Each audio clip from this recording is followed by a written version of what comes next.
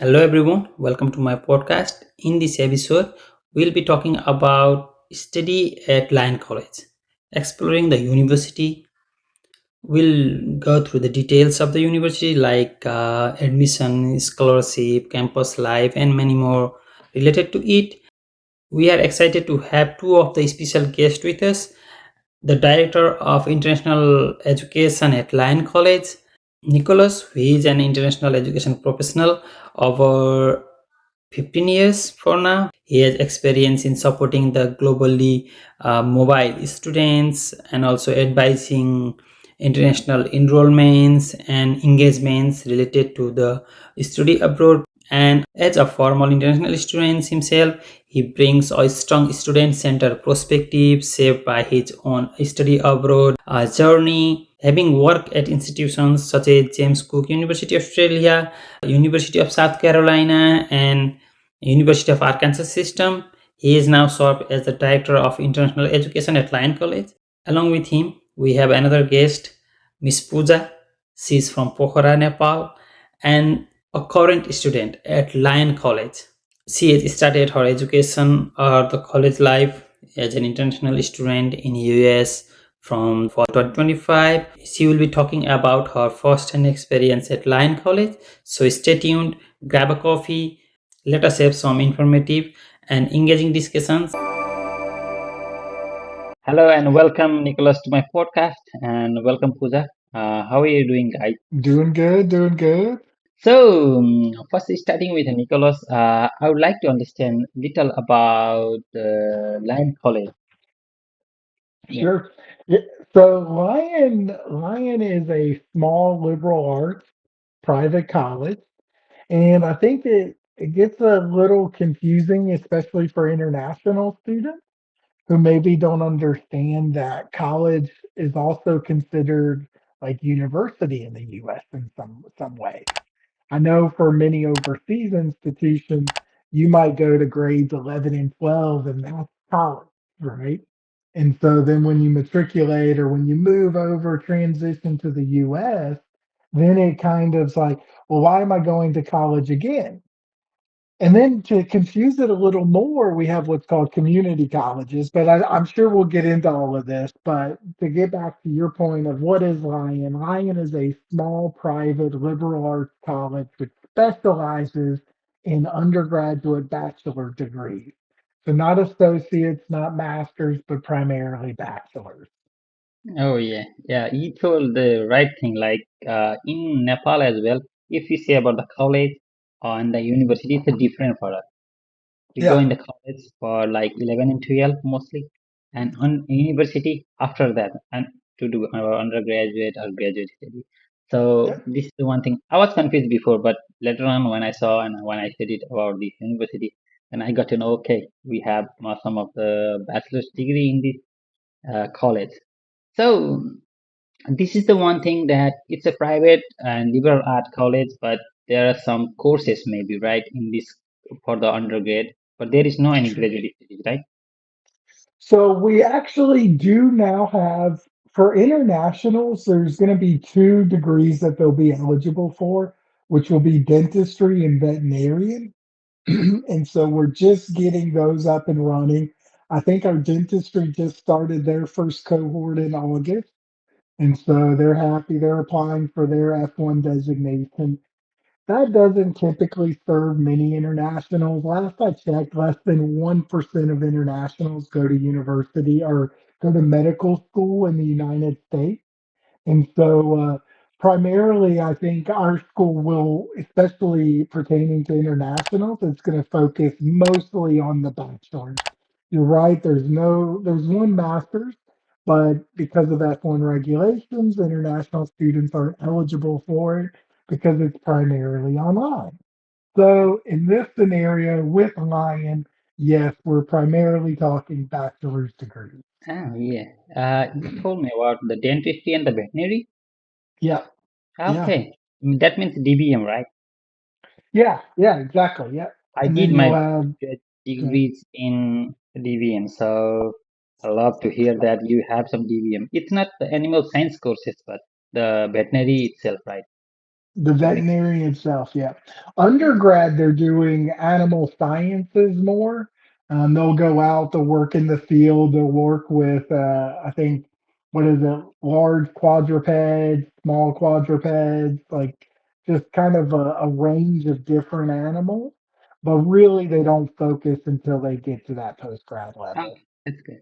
So, while going through the decision-making phases to the students, one of the biggest decision student face is choosing the right college in the US. Especially, I see myself or the students coming to Nepal from Nepal to the US. They face choosing the right school. So, what do you think, or why do you think the Lyon College is best fit for the student who is searching for their undergraduate study? Okay, so this is a loaded question. This is a loaded question, because we may not be the right fit for everybody, right? Yeah. And I would hope that we are a good fit for a lot of students. But I always advise students, think about, you kind of got to do some introspection here. You got to think about, what do you like? Do you like the mountains or the ocean? Do you like big cities or small cities? Do you like 2 seasons or 4 seasons? When you think through all of these things, it's going to narrow down the type of institution you want to attend. And that's becoming more and more important, because there's a lot of proposed regulation changes. And so one of those, for example, is going to be, you cannot transfer until after your first year. So this is a governmental change. And that's gonna make a big difference for students when they're picking schools, because you can't just pick a school, go for a semester, and then transfer out, right? Which has been a very common practice, pretty much across the country. And that's all well and good, but it means picking your school is more important than ever, because once you go there, you're going to have to stay for at least a year.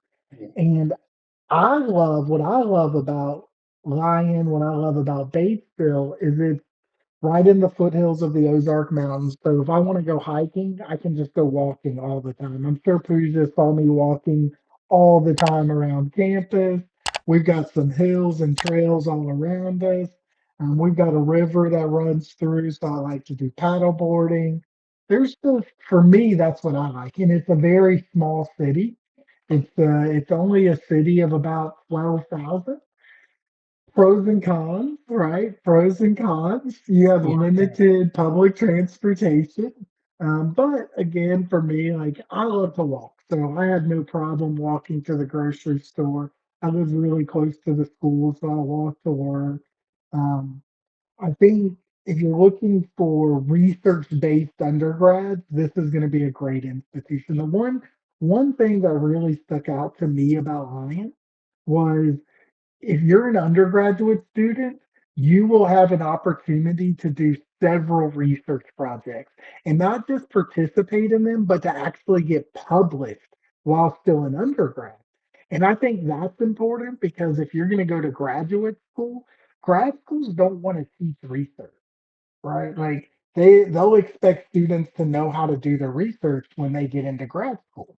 And a lot of schools, I was super lucky. I went to the University of South Carolina in my undergrad, number one program in the country at the time. And I was amped about this. I get into my classes and I love this school, don't get me wrong, right? I get into my classes, really my core curriculum, and I've got 150 other students in there with me. I've got a lot of grad assistants teaching my undergrad classes. I didn't have that opportunity to participate in almost any undergraduate research. And I think that was something I wish I maybe knew more of at the time. And that's something I think Lion does really good. If you want to do research, you absolutely can. If you like the mountains, if you like all 4 seasons, it gets cold, it gets hot. I mean, I think it gets hotter and maybe colder than most parts of Nepal, right? Now, we're not talking like advanced base camp stuff here. Um, but from my understanding, like Pokhara, even Kathmandu, they all stay very somewhat temperate, right? Like a pretty decent range. Yeah. And so, It's a beautiful area. It's small. Everybody knows everybody. I don't think Pooja could walk outside without somebody recognizing her. Uh, but again, when you ask the question, and that's why I said it's a loaded question. Why is Lion a good fit for students? Well, it's only a good fit for those students who have really looked in on themselves and have learned kind of the type of atmosphere they really want to be in. And we're not going to be the right fit for everyone, but for those where we are the right fit, I think they'll love it. Yeah, you told me something about the transportation and all. I see the Mm, problem of public transportation in US in most of the universities actually. In our university as well, there is only one public transport. There is a problem in most of the states actually. We cannot say that some of the states are exceptional. Train and buses yes. are available, but yeah. And the second thing, most likely, I love is the research thing. I got involved in research from my undergraduate studies, and I'm doing my research for now as well in my graduate studies.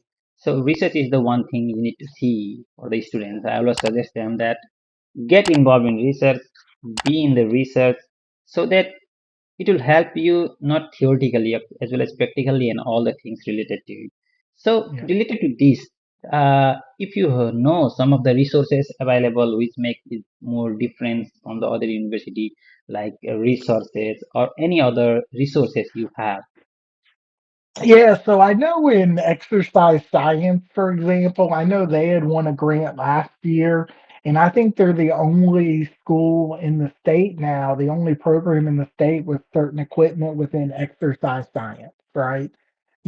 Say you want to be a cricket coach, right? Or something like this, right? And so one of those big parts to coaching is fitness, right? Not just physical fitness, but holistic fitness, right? And so I think they do a phenomenal job of being very holistic in their approaches with their research. Now, of course, they bear down to the thesis of whatever it is they're trying to do, but simultaneously, I think they do a great job of cross integrating curriculum and showing how this factor can impact this over here, right?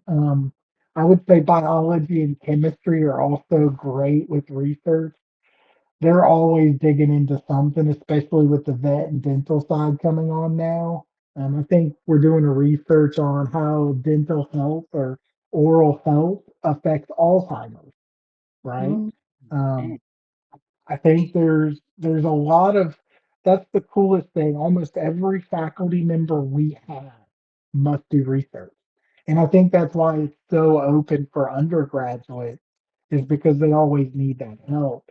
In terms of the actual research project, unfortunately, I don't have the list kind of memorized at the moment, but the thing to note is that every professor is required to do research, right? mm.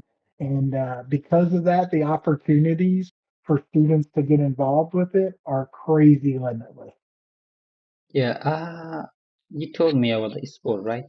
It is the measure of kinesiology, or it has the sport as a measure.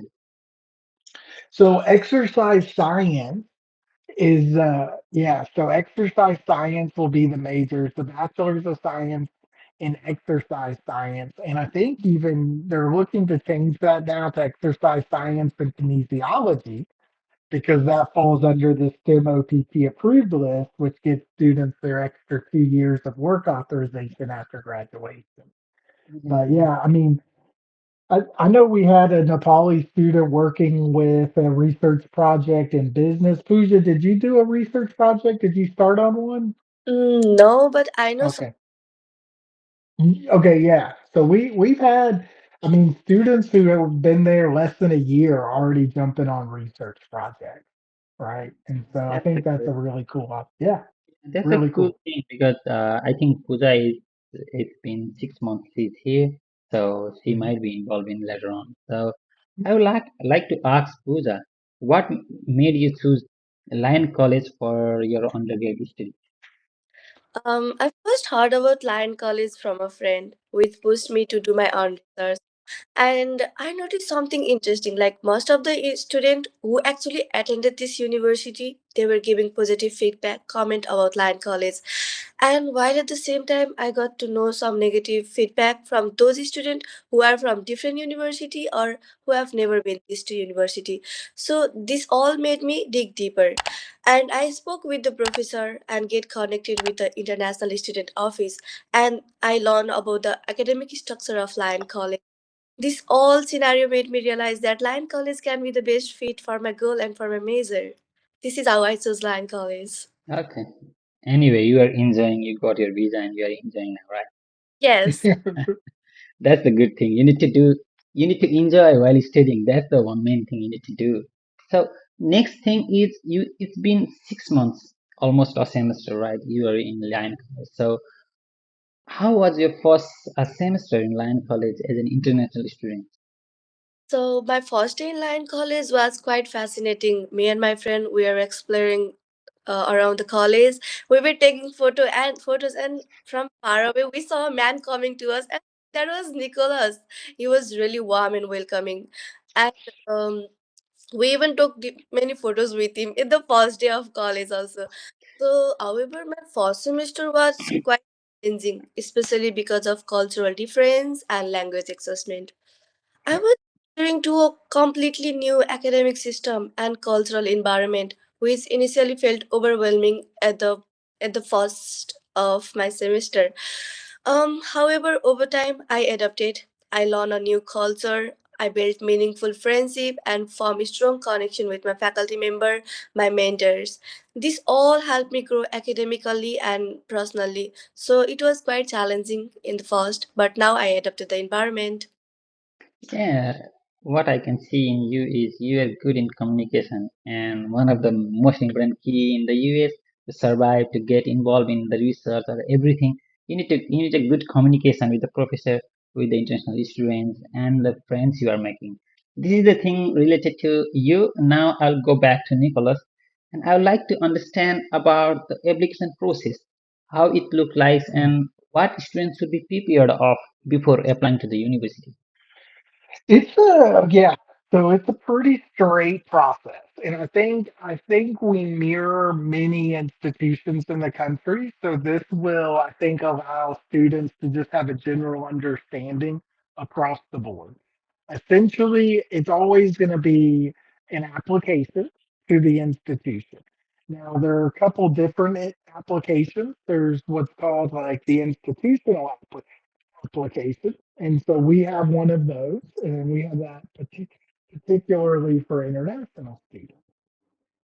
We also have what's called the Common App. So institutions might have their own homegrown application system, and then they'll also accept what's called the Common Application. Common Application is good in one way because it's a very generalized application, and it will be able to send your information to many schools across the country. That's one good thing. You fill out a profile, you can use that profile to submit. The other way is the institutional application, and we also have this. This one we developed for internationals also because you guys have different questions than the domestic students. And some of those questions might be, especially requirements, right? Every international at any institution is going to need to submit certain things, usually a copy of the biographical page of the passport. They're going to need a bank statement showing X amount of money. For us, that's 21,000, right? And that is a governmental regulation. And so that means essentially you've got to show enough money that you can pay for your tuition, your fees, your living expenses, and any other expenses for the first academic year, right? And that's why every student has to do that because we actually have to put that on the form I-20, right? So we talked about the passport, we talked about the bank statement. The other one you're going to need to know is definitely the secondary school transcript. Some schools are different in this sense. We typically just require the last couple of years of school for Nepali students specifically. But just depending, some institutions or some school education systems their secondary school, their upper secondary might be 3 years, or it might be a full 4 years. Whereas for Nepal, it's, I believe, those last 2 years, right? And that's your graduate certificate of examination. Is that right? Your leaving certificate. Yeah, we can say one is transcript of what we need, and another is graduate certificate. Yes. Yeah, perfect. And so these are all things you're gonna have to submit. And that's if you're a new international student. If you're transfer, that changes things a little more. And if you're a transfer within the United States, that changes things a little, right? But for new internationals, you're always looking at passport, you're always looking at bank statements, you're always looking at transcripts. And then you're also looking at, which is also a federal regulation, English proficiency. So every school has to designate an English proficiency score to the federal government. When we issue our Form I-20, we have to confirm, does this student meet those English proficiency requirements, right?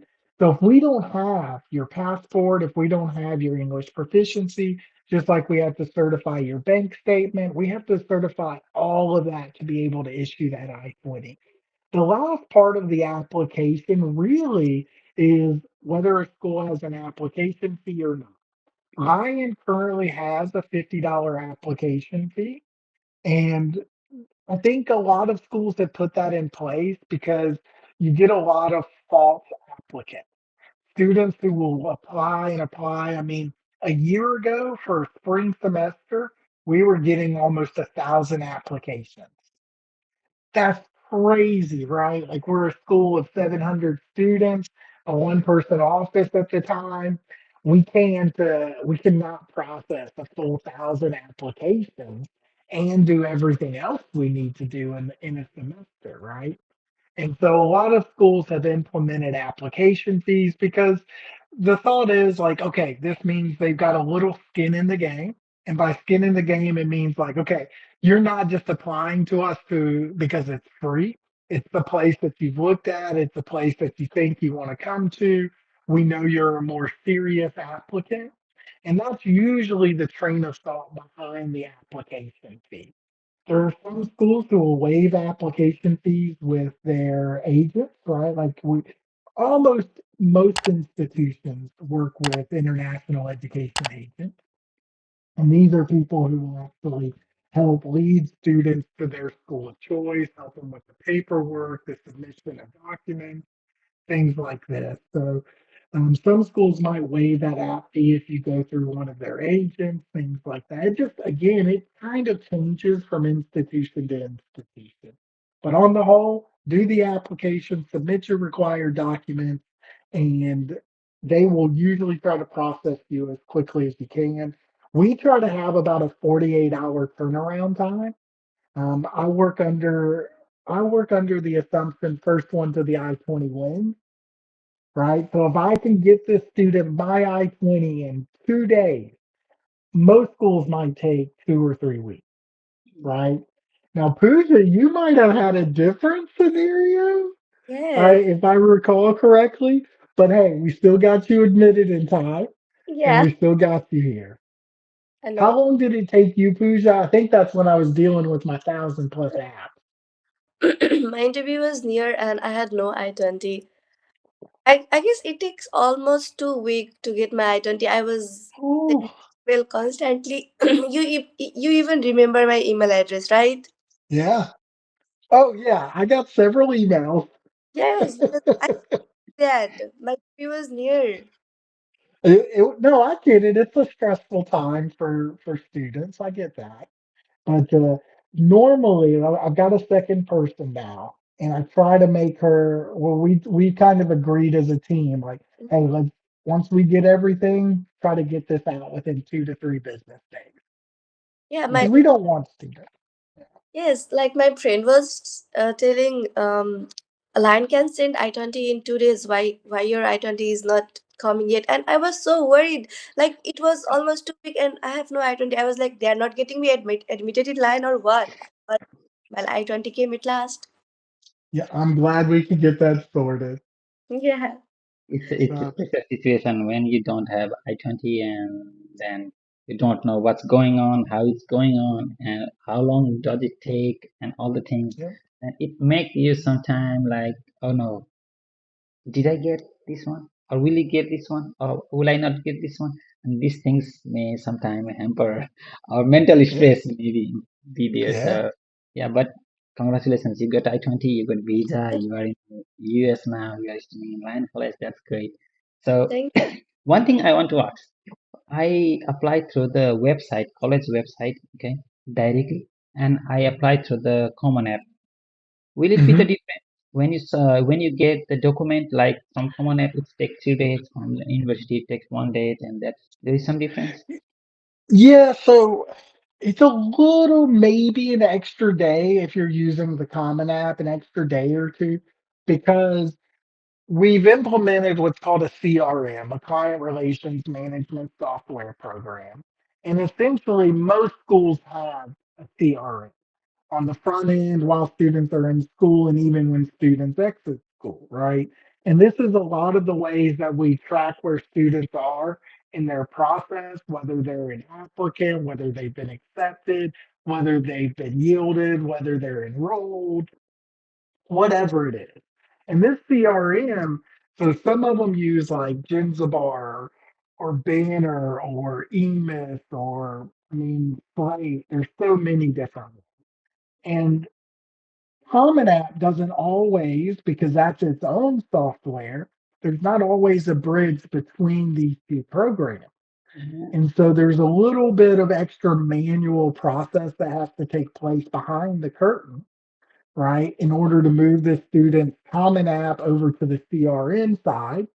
And then once that happens, there's usually an even extra step for the student. They've got to go back in and kind of create a new username for this CRM.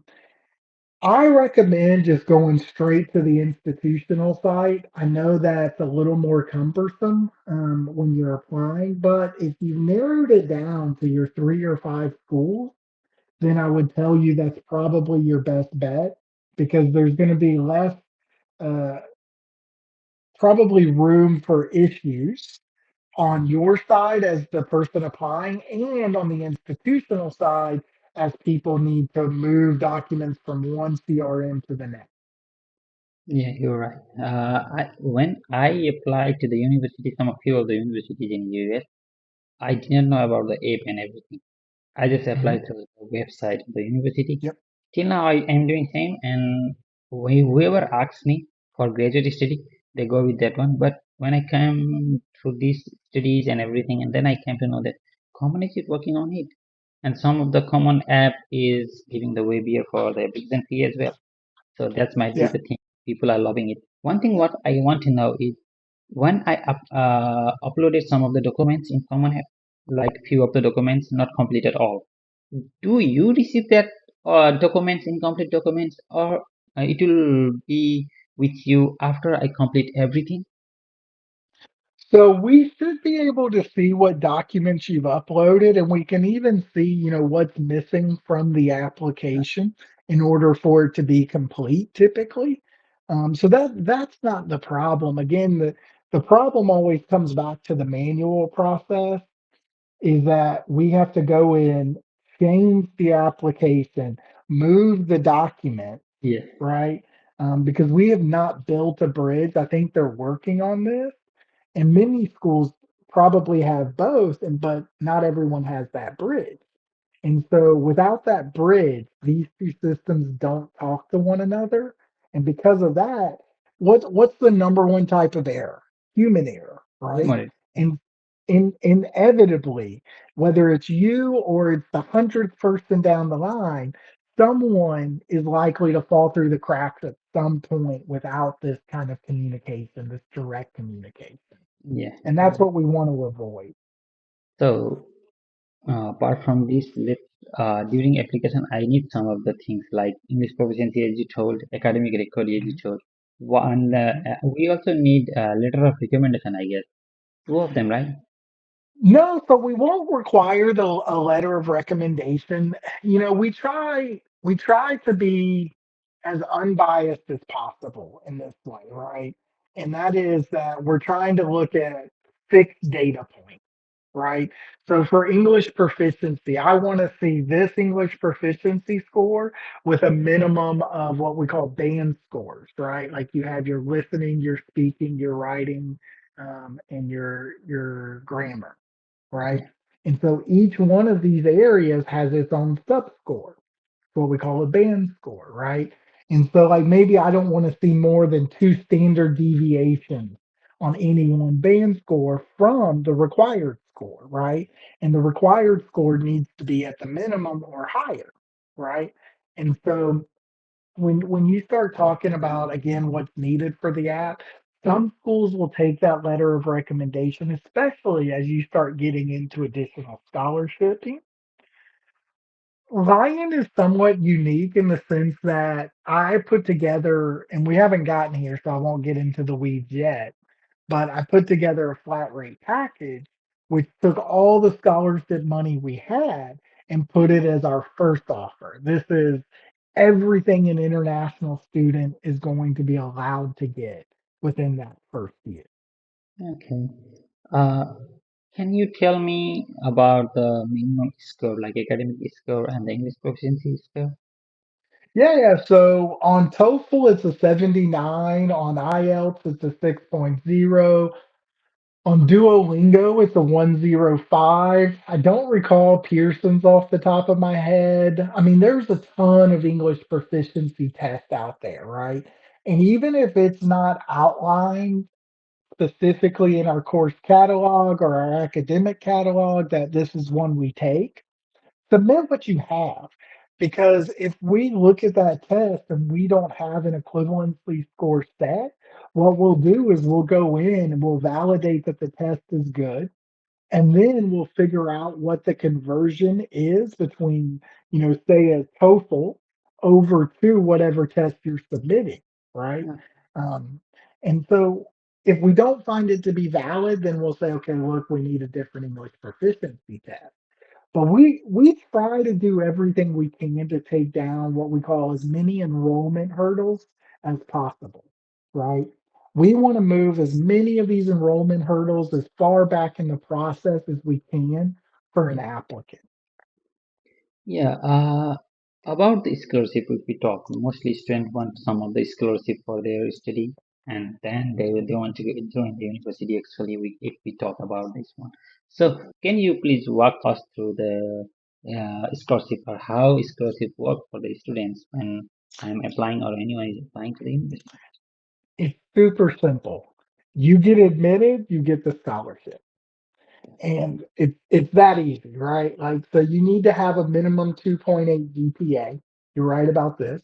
But we'll do the conversion. So, like, the Nepali secondary school was considered to be a bit harder than the US secondary school, right? And so when you make a B in Nepal, it doesn't always equate to a B in US grading system, right? So we'll do the conversion on the secondary. So even if you have a 2.7 in Nepal, odds are you're higher than a 2.7 in the US, right? And Yeah. so don't stress too much over your grading system, because most schools will look at that in house. Some schools will will source that out of sight, and they might make you do like a NACES evaluation. NACES is the National Association for Credential Evaluating Services. And so that's usually primarily used, especially for transfer students or students who have post-secondary work already under their belt inside the U.S. or outside the U.S. It doesn't matter. But when we come back to the scholarship side, so you got your 2.8, you met your English proficiency, boom, you're admitted. We automatically issue the scholarship. I think our current scholarship is worth, I want to say $23,750. And I wanted, as a former international student, I wanted to take a lot of stress off people's plate. And I got our administration to agree to what we call a flat rate package for international. And essentially, we package housing, meals, health insurance, tuition and required fees all together in one package. So if a student stays with us for a year, they get 12 months of housing included in this amount, and it's 19,500, right? And so they need somewhere to live over the summer. They stay in housing. They don't pay extra, right? They Mm. need somewhere to live over the winter break. They stay in housing. They don't pay extra, right? They get 14 meals per week under this plan as well, and you can upgrade if you want for an additional cost. But there's no sense in downgrading because it's part of your package, right? Eat the meals if they're there. If you want to cook, you can still cook several of your meals. After the first year, there's potential for a little additional scholarship, but that first year, your package is 19.5. And that's locked in for 4 years or until graduation, whichever comes first. So even if we go up, like we just went up in cost this year, right? But anyone who's been with us, their price is still locked in at the same rate, and it will be until they graduate.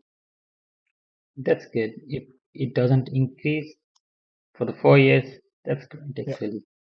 And next thing, most of the things, like in case of Pooja, it might be the case, okay? It might happen, but she got I-20, so she want to defer.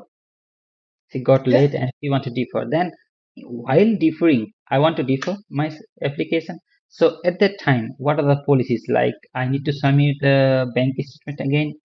Do I get the scholarship as it is, or there is some changes regarding that one? Not really. So the deal is, depending on when you've deferred, if your bank statement is still 6 months or less in terms of age, then we can just update your I-20 with the new program start date, right? Mm. I would still recommend if when you're going to your visa interview at the embassy or consulate, I would still recommend taking updated bank statements showing the same amount or more money, right? That way, the embassy can still connect those two. Never show a bank account with less than that amount of money, right? Make sure you can articulate the relationship of your sponsor to yourself, Yeah. right? Is this my dad? Is this my mom? Is this my uncle? Is this my grandparents? Is this a friend of the family? Whatever it is, make sure to articulate them. But essentially, if you want to defer, and this is a great question because, again, when we're processing 1,000 apps and maybe we yield 30 of those students, that means there's 970 of them that we didn't get to or didn't get their visa approved or whatever it is. Right after 60 days from what your intended program start date is, your I-20 will auto cancel. And Okay. so we want to avoid that if we can, because now that creates more work on our side that we have to work with the government on to get your I-20 put back into initial status, which all of this causes delay. So the sooner you are in admitting that, yes, I want to defer within that program start date, the easier it is to do and the less time it will take. Okay. But That essentially, yeah, just write an email saying I want to defer and we'll update the application. okay. We differ for like 1 semester more. Mhm. Yeah, That's well, we can defer for, I want to say most schools will allow you to defer up to 2 terms, yeah. 1 academic year. After 1 academic year, they'll typically make you reapply. You said some of the thing related to housing, right? On campus housing. But if a student want to live off campus, is the university allows that, or it's compulsory to stay on campus for a year like that if there is any rule? Great question. And the answer is yes and no, it's compulsory. Right? So, yes, in the sense that we have rules that say, okay, look, if you're under 21, you got to live on campus, right? If this, then you got to live on campus. But there's caveats to this, right? Like there's regulations. Maybe you have a medical reason why you can't live on campus. Maybe it's dietary. Maybe it's literally something physiological with you, whatever it may be. If you have a doctor's note, you just write a petition to be able to live off campus, and you can do that. right? They'll say yes or no. If they say yes, then you get to move off campus. That does change the scholarship, right? Because the scholarship is a flat rate scholarship, including housing, meals, all these things. So if you decide to live off campus and you get approved to live off campus, then your scholarship goes down to, I want to say it's $13,500 for your tuition and fees for up to 17 credit hours per term. Mhm. And then you're responsible for housing, meals, health insurance, all these other things. Yeah. Yeah, depend upon the university and the Yeah. program available. It's different. I know that one. Yep. And I want to ask Pooja that you are living on campus, as I know. Okay. So how is the campus life look like as an international student? The campus life for international student is really warm and welcoming. We are included in campus events, academic opportunity, and cultural activity. The close-knit community make it build a friendship and feel at home. The environment is also really greenery, as you have seen in photos, which almost assemble like Nepal. Like the climate is really like Pokhara. It's really unpredictable, so it makes me feel like home. And international students are also provided with opportunities to work on campus, which help them reduce tuition cost and allows them to gain valuable knowledge and experience in their specific field. um, for I guess for nursing student after completing 1 year in Lyon College, they are also provided with the opportunity to do intensive in our nearest hospital. This can be a valuable and practical learning for them. So the campus is really warm and welcoming for international student. That's just look like you are enjoying the things and the college life, right?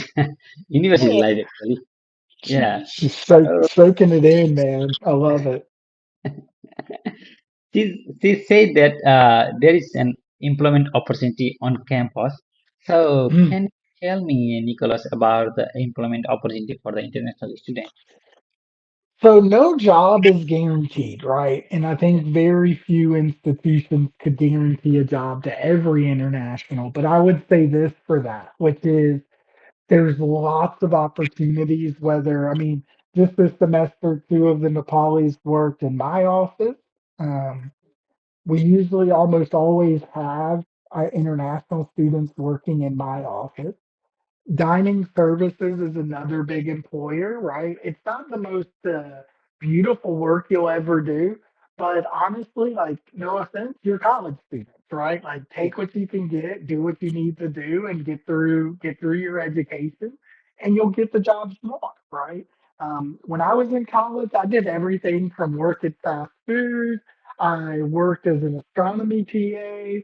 I worked as a mailman. I worked as an RA.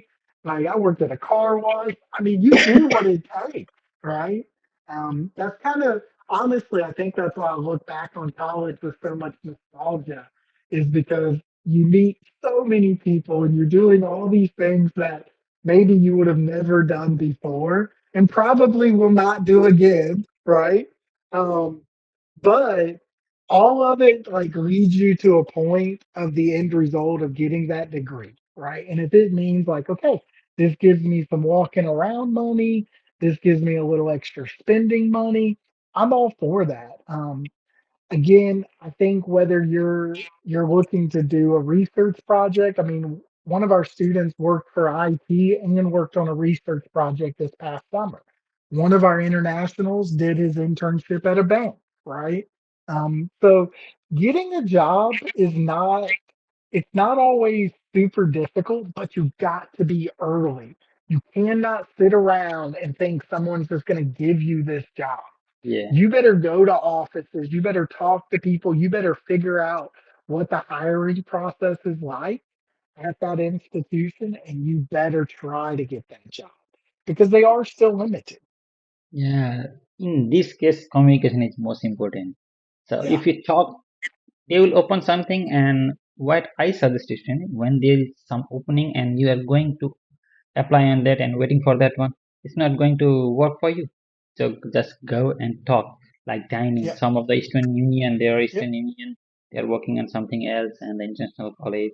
And there are many departments they give sometimes. So that's similar to other universities. Some of the university line is working well. So as Pooja mentioned that there is some opportunity like internship and all. But what I want to know from you is how College is preparing or how it is helping an international student to prepare after graduation or life after college.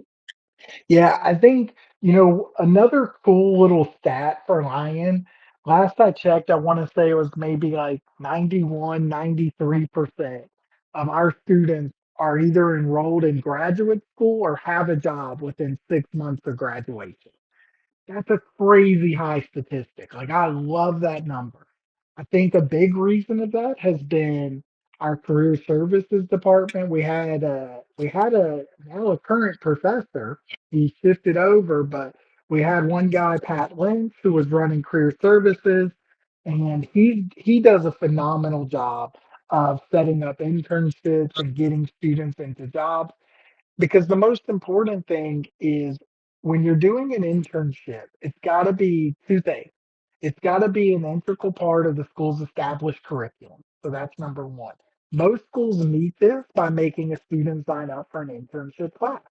Because if you do your CPT, your curricular practical training, and then you go for your OPT, your optional practical training after you graduated, if you can't prove that this was an integral part of the school's established curriculum, your OPT can get denied, right? Yeah. So you always want to make sure you can draw this connection. Secondly, the next big one is that it's got to be directly related to the student's major area of study, right? And so that's the other big thing I think we try to do is get students into their field of study as early as possible, right? That is the biggest trick to it all because look, we all know what you know is important, right? Who you know can be equally as important. And the more you're out in a community, the more you're in an organization, the more people you're meeting, they're either going to like you and say like, you know what, this cat is switched on, right? Like this is somebody we want to keep. And then they're going to sit there and say like, hey, when you're done, let us hire you for your OPT. Maybe even let us sponsor you when you're done with your OPT, right? But if you're not getting into these organizations, if you're not meeting these people, if you're not showing them you're a hard worker, you show up on time, you're willing to do what needs to get done, then they're going to be less likely to want to bring you back. If they're less likely to bring you back, they're going to be less likely to want to hire you for when you graduate, right? And so we try really hard. We've got a new career services director, Cassidy Mitchell now, and she's doing a phenomenal job. She's really starting a lot more corporate sponsorships, I think. We've got companies who work internationally all through Batesville. And so we're trying to get guaranteed internship spots at these companies year over year. Yeah, that's the thing. Not only college is responsible or college is trying hard, but if a student is not trying to show their ability, that's not going to work anyway. Yeah. Last thing, what I want to know is what are the major available? So we have a ton of majors, no doubt. And I always tell students to be careful when picking a major. So, I mean, major wise, we've got most of your traditional majors, your BA, your psych, um, your exercise science, your bio, your chem, your computer science, your data science. I always recommend students to do like a data science. Every organization in the world now, right? Like they've always said there were five types of power bases. Well, in I think the early 2000s, the sixth was added, and that was information. Oh, last one I will tell you is nursing. Nursing, I believe, is the only undergraduate major in the country which allows an F1 student to go straight over to permanent residency within about 12 months of graduation. So your BSN, it can only be a BSN. Your registered nursing, your associates of nursing, that will not qualify you for that. but your BSN will qualify you for what's called a change of status. I believe it's an I-485 change of status Yeah, to permanent residency, and that is a degree. Healthcare wise, we always need nurses. The hospital in our town had 32 open nursing positions, and I met with them about 6 weeks ago. Every hospital is like this. They can all sponsor nurses. that's great. Yeah. I'm not saying there is more scope in US. So some of the thing I want to know from Pooja that have you been involved in any kind of like society clubs or any activity that help you to settle in the US? Yes, I have participated in both campus and academic related activities. I have attended career expos where representatives from universities and organizations across Arkansas came to share information about educational and professional opportunities in our college. And I was also involved in International Student Association Club. Through this club, we organized various cultural events, including we even celebrated Dasai with our DSO and other Nepali festival too. The student campus activities team supported us through the event. They really helped us and they also came there to celebrate our national festival with us. Being involved make me feel more confident, independent and welcome on campus. I remember that event because I had to leave that night, but I came as y'all were setting up, and the entire cooler of drinks and ice spilled into one of the rooms. I sat there for 45 minutes picking up the ice because there was no room, there was nothing. But I recall going back the next day, and the food that I could still smell just smelled so delicious. Oh my God. So I was jealous I had to miss that event, FYI.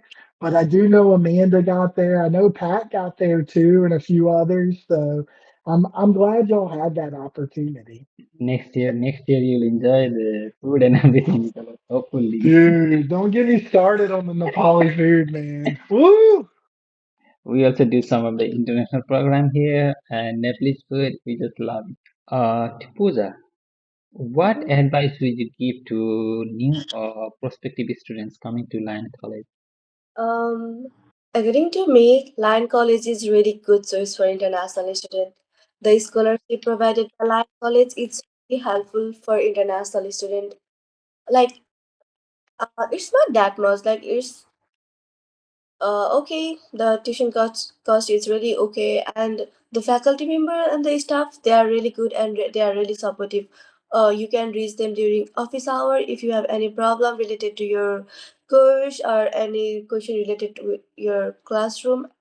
And even if you want to get involved in their research program, you can just email them and they can reach to you. I would encourage them to apply to Lyon College. I got my visa approved from Lyon College. That means you guys can also get your visa approved. There is a myth that is Lyon College is a college.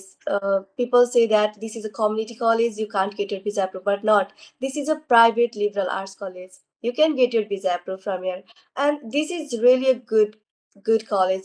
You will never regret coming to Lyon College. The environment, everything, so I will say just apply to Lion College, believe in yourself, do your best. Best wishes to you guys. Thank you. Pooja, thank you. Your word will help the students because most of the students, not all the students, institution, everyone thinks that some of the universities in the US is not worth applying. I can understand that few are them, but they're not getting any visa for the international student. But few are them, which is a myth we can say, are the some of the propaganda someone is spreading out without any reason. They don't know about the university, they don't know about the different things related to it, different methods related to it, but they are saying that it's not good university to apply. Don't apply this one, apply this one. Might be there are any other reasons for them. They are being selfish or something. I don't know, but it happens in Nepal. So Pooja is saying apply. He got visa. So yeah, Nicholas, you can add some. Mhm. I would tell students don't, there's pros and cons to everything, right? And I think one reason we do actually end up with pretty high approval rates is because we don't have, thousands of internationals. And I think you're seeing under this current administration, presidential administration, there's an emphasis on trying to spread out the international population a bit more to other schools than just your major D1 R1 institutions, which again, I mean, students have the right to transfer. They have the right to do a lot of stuff if the place that they're choosing isn't the right fit for them. But again, if the new regulations go through, you better make sure the first place you choose to go to is a place you want to live for at least a year, right? That's the biggest thing I would say. Yeah. So, Pooja, if you want to describe the our university in one word and why, Probably it will be transformative for me because it helped me grow academically, culturally, and personally. So I would say that word. you have lots to go, like 3.5 years more to go, and you learn more like day by day. So that's great. It's cool to see that kind of growth after a semester. It's hard, man. It's so hard being a new student. So I would like to ask Nicholas, what would you like to suggest? The last suggestion Oh, you'd like to give to prospective student coming to US or the Lyon College? great question. Okay, yeah. Words of wisdom time, huh? Um, know that it's going to be hard when you move to a new country, almost halfway around the world. Shit is hard, right? It's not going to be easy. You're going to have to put yourself out there, and that sucks. That's even harder, right? Make friends with American students. Do not just congregate amongst your own nationalities, Yeah, right? This to me is one of the biggest things because the faster you learn how to communicate culturally, the faster you learn how to operate culturally academically, the faster you learn how to integrate yourself culturally professionally. This is only going to help you across the board. The more you are open to these new experiences and not taking them as negative, but taking them as kind of what Pooja said, right? It's a transformative experience. I have to transform from being this secondary school student, upper secondary school student in Nepal to being a college student in the United States now. That's hard. There's so many differences. And Pooja, you've already pointed those out. Classroom's different, right? How we teach is probably different. How we test, right? Um, the social life, how we interact, right? All of this, the food, all of these things are different. And you're going to want them to be like they are at home, but don't expect that. You're in a new country with new people. Be prepared. It's going to be hard, but also keep the faith alive. You'll be fine. It'll be okay. You'll make friends. You'll do okay in class, if not great. You'll get a job. All of these things will come in time. So be patient. Be yeah, patient, be positive, stay driven. yeah. Thank you. Thank you for the your words. Actually, what I know is teaching style in Nepal. I was in Korea for some time, so in Korea, Mhm. in US, it's different, totally different. In all three places, we can see it's different. Yep. Mostly, some are theoretical based, some are practical based, and some are combined of two with some exams, practical exams, theoretical exams, and everything. So you need to what we need to understand when coming out from the country, it's a new thing, and I need to do whatever I need to do to adopt that environment. First thing Yep. we need to understand. So as an international student, for me as well, I'm in an R1 university, but there are many cons and pros in this university because it's not ideal at all. So there are some professor this might not be going good. Some of the work I'm doing it's not going good, right? Like class courses, it's not available for everything, even in R1 university. So there are many things we need to understand one by one. So thank you for your time, both of you, and thank you Pooja for your time and Nicholas your time. Thank you for being my in my podcast. Mhm. Thank you for having us.